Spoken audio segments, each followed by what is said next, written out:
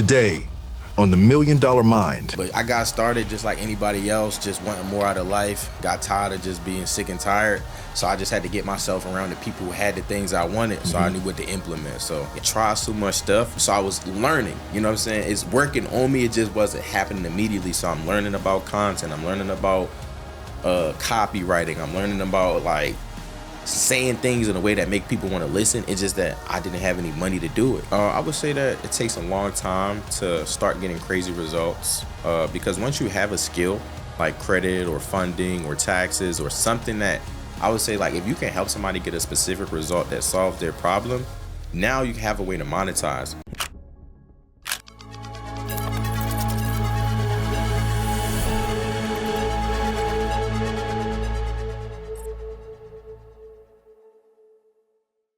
From struggling with credit to building an online digital business empire, today's guest is proof that your starting point is not always the destination, right? So stick around for the $1 Million Mind podcast. Let's get it. What's going on, millionaires? I'm your guy, Kai Speaks, back for another episode of the $1 Million Mind podcast. Super excited about today's conversation because it's another one where we touching on that money. I feel like every conversation for the rest of this year needs to just be about money because I'm in my bag this year. Let me tell y'all about a little bit of things that we're working on, specifically with my family. One thing that we kicked off earlier in March is the family is doing a bi-weekly family financial planning meeting, right? Where we get together, we go over like family budgets, family investments, like different tricks, like from investing in the stocks to getting our credit right to building our portfolios in real estate. And I really love it because it's not just like my household. Like when I say like the family is like my family, Alana's family, and we really getting together. It's like 15, 20 of us on a call, really making strategic plays on how we can just elevate the family and build generational wealth. So that said, whenever I get a chance and an opportunity to have like some money conversations on the podcast, I'm super excited. And today's guest is definitely no different, no exception. They're giving us some sauce. They're giving us the game on like the funding and just financial management. And one in particular that I enjoy is how to monetize on social media and capitalize off these smartphones that we got, right? Because they do a lot more than just making calls, sending texts, and scrolling, wasting our days away, man. I'm big on the content creation, so I think this conversation is going to be a lot of alignment between me and our guest today. But let me introduce our guest today. We have Zakee in the building. Zakee, tell our guests, our listeners a little bit about you and how you got started. Appreciate you, brother, for having me. Absolutely, man. We've been chopping up for a little bit. I'm super excited about this conversation, man. Yeah, me too, brother. But I got started just like anybody else, just wanting more out of life. Got tired of just being sick and tired. So I just had to get myself around the people who had the things I wanted, so I knew what to implement. So, I used to do DoorDash. I used to do MLM. I used to do a bunch of shit before I finally had something that popped off and gave me that confidence to say, okay, this is the thing. Yeah. And it's funny, man, because the trend is like, in order for people, like the people who find that thing that, like you said, popped off, is like you have to get your hands dirty into trying something. Like You're not going to figure out what's that thing for you by doing the same things over and over again. Like if you just stayed with DoorDash and like, oh, DoorDash is not working, but you still doing DoorDash, how would you have figured it out? And I'm sure it was like something that opened your eyes, small, like wider and wider, each different thing you got into. You said NLM, like network marketing, pretty much. I think that's dope too, because literally the last two guests we had on the show, maybe the last 10 guests we've had in the show altogether have done some form of network marketing. I even came from network marketing myself.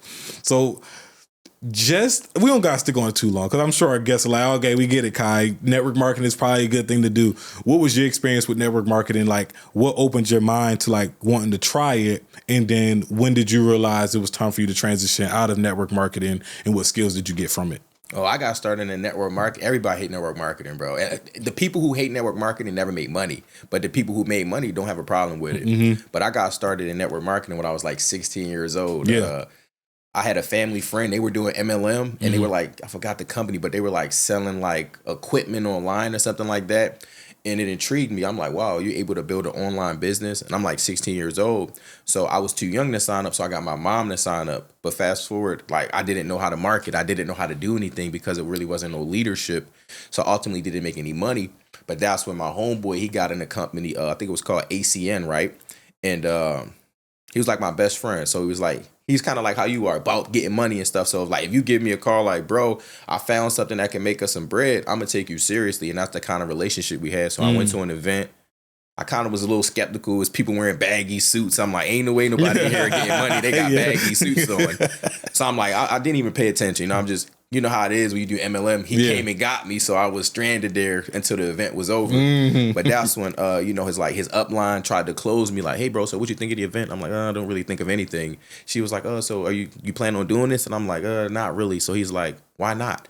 I'm like, just don't seem like for me. He's like, what's not for you? Making money? So I'm like, nah, of course I want to make money. So he's like, let's get it done then. He was like, this is what he said that made me sign up. He was like, let me guess, you don't have the money. And I pulled on you. He hit me with the finesse. Broke nigga. And that's why I'm like, I got the money. So he was like, well, get started. Then I'm like, I got to make a transfer. He was like, well, make it right now. I'm like, I don't got no service. He was like, well, let's step outside. I'm like, it's cold outside. So I just kept coming up with every single excuse. But then he said one thing. He said, so you just going to sit here and watch your best friend get rich? And I just looked at him. He was looking like he a salesman. I'm looking, not my best friend, but that's what his upline said to me. So he was a beast. But my best friend, he was just sitting in the corner, just staring at me like looking determined. I'm like, he's gonna do this shit with or without me. So I might as well hop on this wave with him. And then we started making, you know, good money. He was able to start making like 5 figures a month. He was able to start, me and him both went out there and got some nice BMWs. Okay. And we was going so crazy. So it turned out, it worked out for you. Yeah. Okay. I was about to say, was this the one or was it another one? You know how it goes. So comp plan changed and then lifestyle started to change. So we went from making like 10, 15, 20,000 a month to 1,000 a month, $1,500 a month, but we already upgraded our lifestyle. So that's what caused us to switch company, caused me to switch company. He stayed there, but it caused me to switch companies because I never wanted to be loyal to a situation that wasn't benefiting me. Yeah. So that's what I feel like most people don't like network marketing for, because a lot of people get in the cult mentality of like, oh, don't quit, don't quit, don't quit. But if this shit don't make dollars, it's not making sense. And you got a family to take care of. So I'm like trying to find different companies because, you know, we got the skill set of being able to talk and kind of lead people in the right direction. But that's when it was very hard to find a company that aligned with my values. Yeah. So that's when I kind of struggled. You know what I'm saying? That's when I had to start doing DoorDash and shit like that. Got you. Yeah, man. It's always tricky. And to your point, like the people who make money in network marketing, they understand it. It makes sense. Yeah. And the people who haven't made money, that either turned off completely off of that, or it just takes for somebody like your best friend to get them in the door and like open their eyes wide open to a new opportunity. But for me, I think my experience has been the same. I probably did a total of like 3 or 4 different network marketing opportunities, and it's always been, not always been the same thing, but one worked out, the other 2 worked out. The last one didn't really work out like I thought it would, but it's always an expiration date that you should set on it. Like, these things aren't meant to be like, they can be, but most of them not going to be like your lifelong career that you should be. It's really to get in, get out, pick up the skills, do the networking piece of it, make your bread, and invest in that bread into your brand and stuff like that. And that's actually one thing that a mentor that I met in the network marketing firm told me is like, hey, the money that you make from here, you should be investing into your personal brand. That's a good mentor. Because your personal brand is you. Like, that's always going to be around. You don't want to be reliant on any of these things, like whether it's the government, network marketing, a job, anything. So take that money and invest into you. That was definitely one mentor that I still stick around with to this day. But let's start from the beginning, man, of your journey. So I know it kind of started at 16 with this network marketing, but like, let's talk about the skill sets that you kind of developed in this in these different transitions, and how you've applied them and how they're still actively being applied to you as a business owner now. I feel like the number one thing you get out of network marketing is mindset. You know, you got all of the classes, all of the trainings, and it's kind of like they create that cult-like culture where it's like they're brainwashing you for success. So it's like, even though it kind of sometimes people get one-sided and they're like, oh, I'll never leave this company, they forget the reason we joined was to get rich. So like with MLM, I feel like what it gives you is it gives you that mindset to understand like it's going to take work. You're going to probably lose some friends. You're going to lose some sleep over the things you want in life that they don't understand. So like that thing really, like, it can catapult you or it can really defeat you, because I learned one thing from a network marketing event. He was like, if you can get past the opinions of your friends and family, you can make a fortune. And so those are the people that a lot of the times we care so much about what they think, but that's holding us back. So like that's the number one thing I think. Also, it teaches you sales. It teaches you how to communicate. It also just teaches you how to be resilient. So it doesn't really teach you a lot about finance, because a lot of the times your upline's kind of like keeping you so focused on the company that they're not really trying to, like your mentor, he wanted you to be a better man versus a better person for the company. So that's a good mentor. My mentor in network marketing wasn't like that. He was an asshole who did real estate. He never talked about real estate. So he just like used us as pawns until we weren't kind of like useful anymore. Got you. So he was really making some money in a whole nother area that he didn't want to talk about. It was just more so like, hey, y'all helped me build out this thing so I could also make money in this thing. But you ain't even going to know, like the whole time I'm set. Like I'm making money in real estate. Yeah. Oh, wow. That's unfortunate. And what's crazy about it too, right, is we all black young kids and we in Baltimore, right? And he was a white guy. So it was kind of like we looked up to him because we never had a white person that was willing to pour into us because we're like, damn, you got nice teeth, you got a bust down watch, got the nice car. We don't know nobody like that we can ask questions. But what's crazy is he's the person that got us into credit because he was like, the best way to start a business is using credit. You want to use credit. You want to use credit. So that's what we started doing. We started swiping to go to events, swiping to pay for materials, swiping. But he didn't teach us about financial responsibility with credit. So all of our credit got, messed up. Everybody's credit got messed up.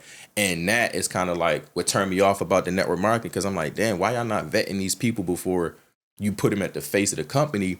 And then like the fact that so many black people were affected by this person who like, you know what I'm saying? I don't like it's racist or anything. I don't think it was that. But it was just like, damn, he could have really taught us about how to use credit the right way and leverage it in real estate. And then we would have never had to obviously like go through the fucked up part of our lives and rebuild phases. Yeah.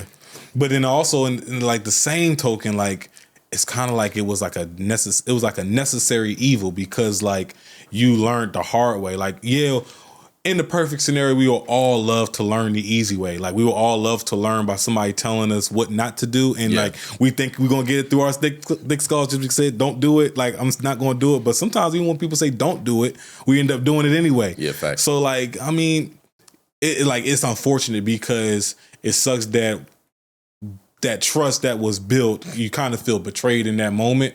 But then obviously the lessons that you got from it kind of tenfolded in like your understanding on credit and business funding now.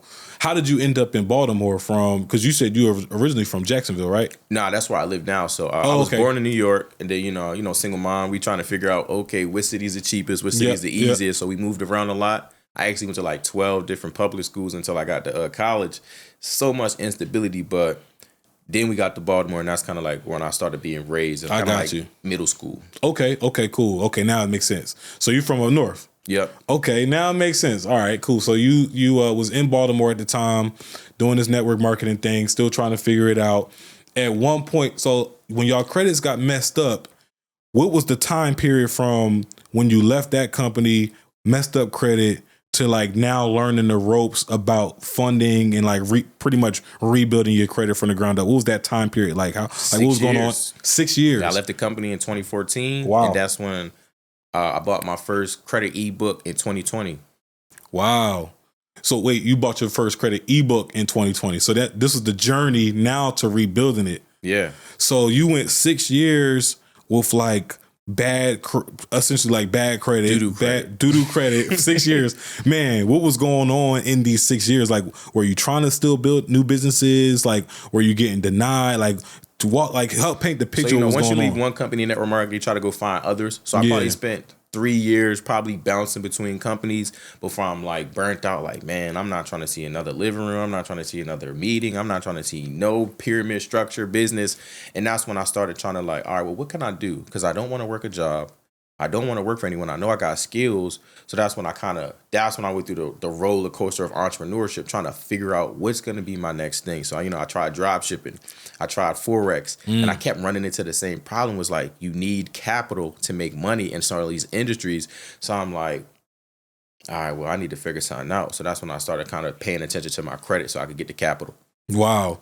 So, boom, 6 years.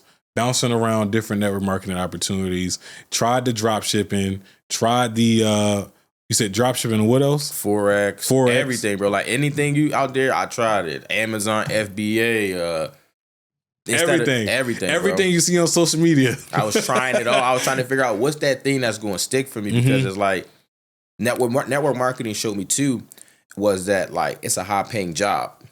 I had got in a car accident I forgot to mention, I got in a car accident when going to one of them home meetings, and it ruined my business. Damn. So because I was really hurt, you know what I'm saying? I couldn't present, I couldn't do anything, and that's when I realized, like, damn, I've been building this company for 2 years, and I can't even get hurt. Like, I have no benefits. I have nothing. Yeah, you're not really a business owner. You really are a high paid employee. Yeah, in your own company. Damn. So, but like, did you have any downlines that would have helped sustain the business or anything like that? But pay structure. So it's like, you know how network marketing is. It's not about how many people you got on your team. It's about how many people you bringing in every single month.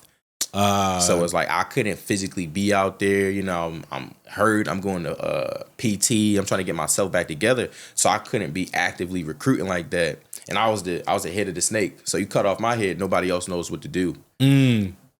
That's tough. That's always tough. I've been there too, because you do have to be in a position where it's like you need a two-headed snake. Like, if I'm down, I still got that one person that's like kind of like in my head also knows exactly what to do, know how to keep people moving, even know how to structure the business the right way. Yeah. That's the one tricky thing about network marketing as well. But not all pay structures are the same. There are some pay structures that like have those residual income features too, and that's another thing that people have to look for. But they don't tell you, like, sometimes you got to do extra things that you got to read that fine print. You got to read the fine print for sure. If you want the residuals, you got to do X to unlock them. So I had a bunch of residuals, they just wasn't unlocked because of all of these restrictions the company was putting on them. Yeah, no, that's true. So walk us through that moment. Now, when you bought that credit ebook, this first credit ebook, 6 years later, walk us through that moment when you had the realization that, you know, really you can avoid all this hustling, going to, you know, living rooms and all this other stuff, and you can use your smartphone to build the wealth, the same amount of wealth or more than like when you first started out in this journey. Honestly, like I told you, I tried so much stuff, so I was learning. You know what I'm saying? It's working on me. It just wasn't happening immediately. So I'm learning about content. I'm learning about copywriting. I'm learning about like saying things in a way that make people want to listen. It's just that I didn't have any money to do it. So it's like, you know, when you try to do things for free, sometimes they take a little longer because you don't have the resources to get the best equipment or to put your message out there to the people by maybe running ads and doing some shout outs and doing things like that. So it's like now you're relying on just the algorithm to push you, which can take forever. Yeah, it can take forever. So what were some of that sounds like one, well, what are some other misconceptions that when you first got into it, now you're in this new era of business for yourself, what were some misconceptions or some assumptions you had that proved to not be so true about like digital entrepreneurship? I would say that it takes a long time to start getting crazy results because once you have a skill like credit or funding or taxes or something that I would say, like, if you can help somebody get a specific result that solves their problem, now you have a way to monetize. So a lot of people are on Instagram, but they don't have any skills. They're just people with phones and, you know, doing stupid shit. But if you got something that you can help somebody with, now you're kind of bringing value to the app. So now when you bring value to the app, they're going to promote you more. So even if you got 200 views, you fuck around still get somebody to buy from you because out of that 200 people, they're like, oh, dang, I need my credit fixed. Oh, dang, I need access to capital. Versus if I'm just doing dances or doing stupid shit, I might go viral, but I might not make any money because I don't have a skill that people are drawn to. That's like, I need that in my life right now. Yeah. So that's why I tell people, get a skill. So when you go to social media, you talk about this, how the skill transformed your life and transforms other people's life. So now they're going to want that transformation for themselves. Yeah. Like you got an actual product. You have an actual service, something that brings, like you said, brings value to people. Yeah. And you actually the first person to bring that up. That is a very underrated fact. Which like the 200 views. A lot of people, they listening to that at first and like 200 views ain't nothing. But 200 views is something, right? You think about 100 people. Yeah. They can't see on the other side of this room, but we couldn't fit 100 people in the studio. If there was 100 people, we'd be nervous. Like we keep looking over there trying to make sure we're good. But it also, once we're not nervous anymore, and if it was 100 people in here, you and I both know we'll probably walk out of here with a few sales. Absolutely. So 100 views is a lot. 200 views is a lot when you start focusing on giving the value and then boom, that value then translates to conversions. And this is the same thing we talk about like on YouTube. Like a lot of people say like, oh, well, my YouTube, I'm stuck. Like my videos are only getting like 200, 300, 400 views. I'm like 400 views is still a lot. Imagine you got if all your videos that you just posted in the last month getting 400 views, that means the same people keep watching your videos, which means that they're connected to you. So all you have to do is just sharpen up the messaging a little bit more, make some stronger call to actions in there, and out of those 400 people, you convert 30% of 100. That's 30 sales. Yeah, facts. So, you times that by 4, that's 120 sales. Yeah. You can get 120 sales off of 400 views if you got a 30% conversion rate. Like, people don't really put this stuff in perspective. So, I'm glad that you brought that up for us to kind of really talk about the numbers and stuff like that. What was the first win that made you realize that, okay, this path is the path that I'm now? So you said I'm trying to figure it out. Which one going to pop? What was that win that made you realize that, like, this is the lane I want to stay in? I want to put all my ducks in this basket. Well, several wins. Like the first one I would probably say is buying that course and making a decision. Like, I was sick and tired of having to live in shitty apartments, and you know how it is. We all live in the credit game. So it's like we don't realize you either on the get played side or the player side. So I was on the get played side. So I was not getting good interest rates. I didn't have no credit cards. As soon as I would want to move into a decent apartment, they're like, let me see your credit. I'm like, oh, do you have to see it? Like, yeah. So I'm like, well, won't be moving here. Yeah. So then it just forces you to live in like low income areas where, it's probably roaches, rats, and people that you don't want to be around. So that's kind of like what forced me to like buy that ebook because I wanted better for myself. But I would say the first result I probably got for myself was getting some deletions. So once I got some deletions off my credit, I'm like, oh, damn, this shit worked. You know what I'm saying? Like, and you did the deletions yourself? So I bought the $47 ebook. I ain't gonna cap that shit. You know how did you spend $50? It's like, you ain't really that invested. You know what I'm saying? So ultimately, I opened it and then I put it down. And then I'm like, you know what? I think 3 months went by. I'm like, let me just pay somebody. So I paid somebody $800 to fix my credit, and my girlfriend was in a network marketing company, me too, so her credit was fucked too. So I paid them $800 to fix her credit too. And then about 8 months to a year went by, and they didn't really do anything on our credit. So it was like, oh shit, like damn, we just wasted a whole year of our life trusting somebody who ultimately didn't know what they was doing. Another $1,600. Exactly. So now I'm like, you know what? Let me go spend this same amount and get the information so that I can learn how to really do this myself. So now it's like, if I'm a not getting no result just because of me versus I pay somebody and it's just like, bro, what the hell? So this time, okay, so now a year later, after getting somebody to fix your credit, and they didn't fix it. Yeah. You said, I'm gonna just take that $1,600, probably give it less or more, right? Yeah. To just get the information and the knowledge to implement it yourself. Absolutely. Right. And so, man, that's an interesting. I'm trying to figure out how to unpack this for our audience because that's an interesting realization to make. But even more, what's interesting is like the account, like the ownership that you took, right? Like some people will say like, damn, that didn't work. And then they'll just spend another year fighting that person that didn't get the results. Like, give me my money back. You didn't do this. You didn't. Like, did you even attempt to get your money back? Nah. Nah. I Zelled him anyway, but no, I didn't. What? Like, why? I mean, at the end of the day, it was just kind of like, I just took it on the chin, like, and it just made me a better verifier. So like now when I go through a buying process, but I make sure I do a little bit more research. I make sure I do stuff before I just take that person's word for it. You know what I'm saying? And I also want to make sure if I pay a person, I need an agreement. I need you to say what I'm going to get out of this thing versus me just having a handshake deal or I got your deal. Nah, I don't want none of that shit. I need a contract. I need an agreement, something that states that this is what I'm going to get and we're both legally protected. So that's kind of like what I'll do now versus then I was just kind of like trusting people just because they could, had that gift of the gab. Yeah, and they don't got it, then they ain't qualified. Mm-hmm. Okay. Yep. All right. So now you are at the point where you got the information. So now you're writing your own letters. Yeah. And now you're putting them out and you're trying to get these disputes. How long did it take for like the first letter you put out to get some results back for yourself? Well, I was able to clean my credit in 4.5 months, but it's all relative. You know what I'm saying? So it's like that year, they probably was still sending out letters and shit. You know what I'm saying? They just wasn't. They wasn't getting the results. So it was like I can still count that time because they were still doing stuff. And when I bought that ebook, I remember like I would glance at it sometimes and be like, hey, like I see y'all sent this letter. Why y'all didn't include this? And why y'all didn't do it this way? Or did y'all mail it like this? Or did y'all backdate the date? Like I would be asking them questions and they started kind of getting irritated. Like, bro, why you acting like you know what we doing? But I'm like, no, I'm just trying to see how we can make this go faster. So ultimately that could have led to me kind of getting scammed by them because maybe I turned them off by wanting to get results. So they're like, man, forget this guy. You know, we going just let him figure it out since he know it all. Yeah, okay, that's that's funny. That's funny, though, because that definitely could have happened. No, facts. So, do you know? So, I want to confirm this because I've been in the position too where I've had like, I was putting out letters and I had some company putting out letters and another company because they wasn't getting no result. Like, do it get to a point where if you got too many people sending letters, they start like stepping on each other's toes? Yeah.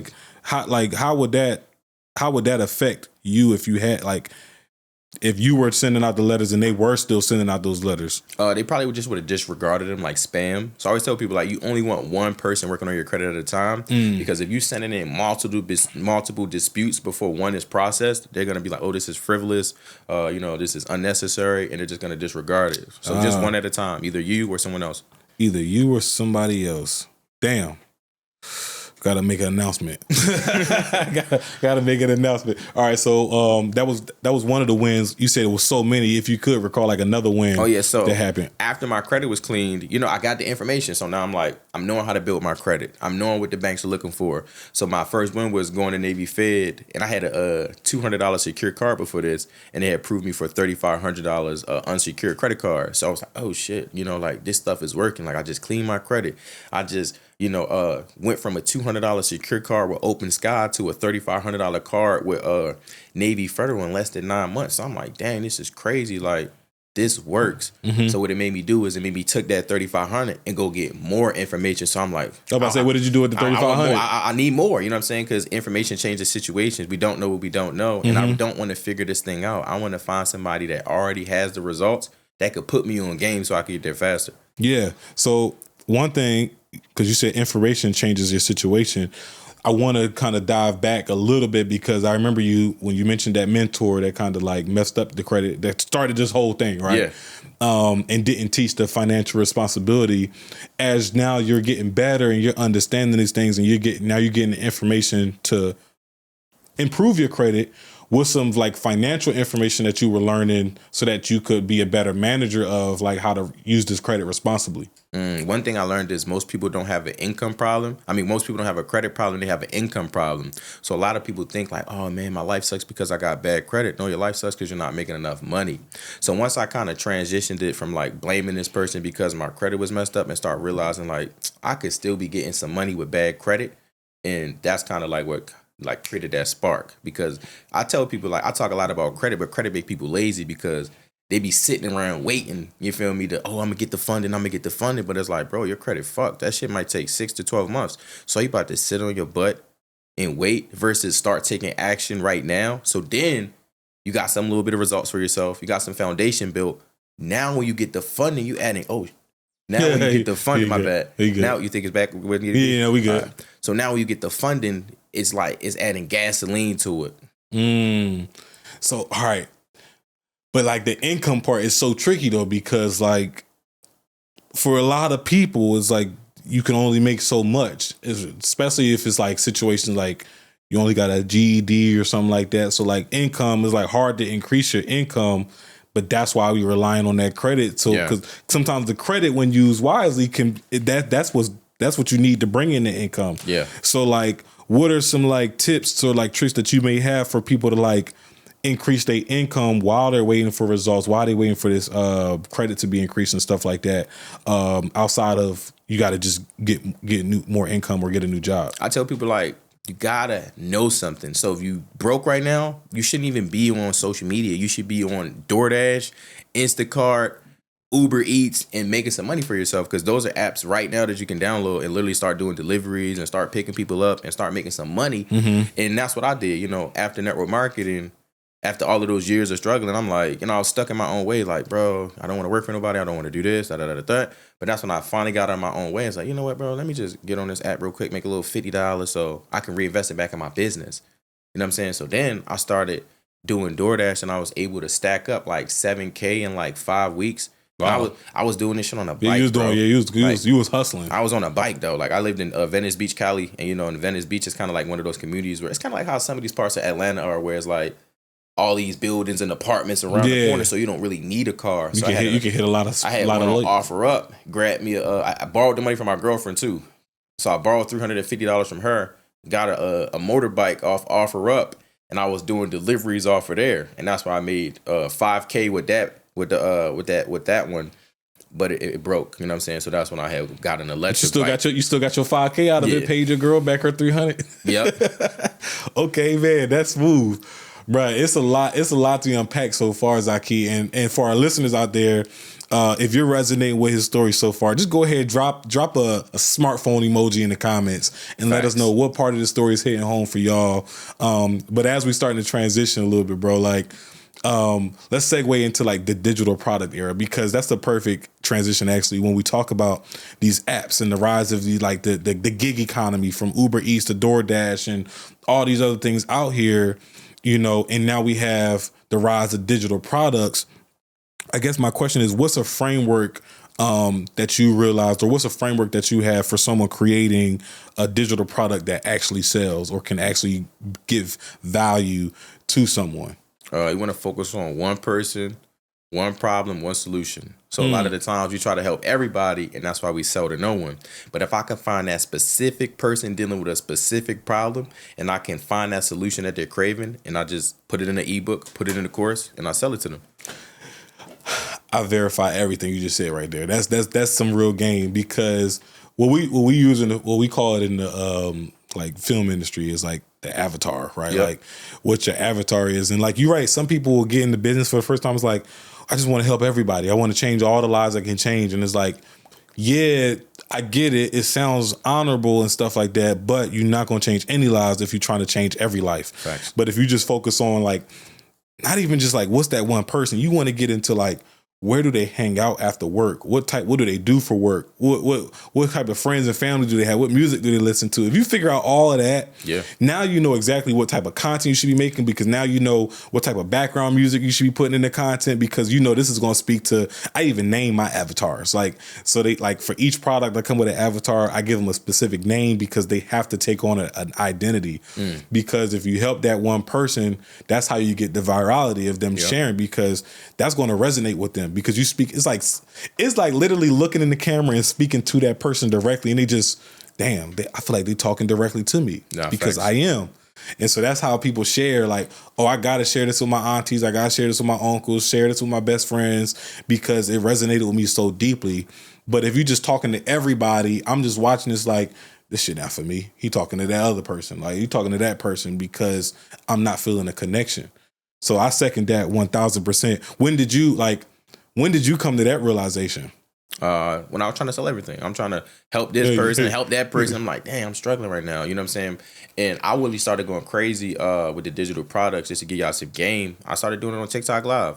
And I saw this one video, it went over my head. It was like an interview style video.